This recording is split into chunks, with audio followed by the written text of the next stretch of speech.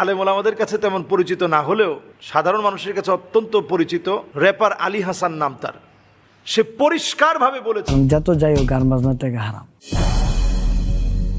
যে গান বাজনা এটা হারাম, এটা আমি জানি। আমি ওইটাকে আমার বাজার সদাই করি। আর মিডিয়ার জগতে টাকা দিয়ে আমি ধরেন বিল্ডিং খিচেই 3 তলা বানাইতেছি।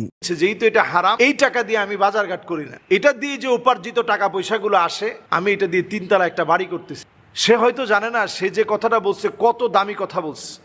তিনি বলেছেন যে বেশি দিন আমি এই গান বাজনার মতো হারাম কাজ করতে চাই না, আর কয়েকটা সমাজের অসঙ্গতি নিয়ে আমার লেখা কিছু কাজ আছে, এগুলো করেই আমি ছেড়ে দিব। কারণ আমার স্ত্রী মাদ্রাসায় পড়ুয়া, আমার আব্বাও দিন মেনটেন করে, দিন মেনে চলে, নামাজি মানুষ। আমাকে প্রতিনিয়ত এগুলো বলে যে তুমি এগুলো ছেড়ে দাও। আমি এই প্রথম একজন গায়ককে দেখলাম যে গায়ক অকপটে স্বীকার করছে যে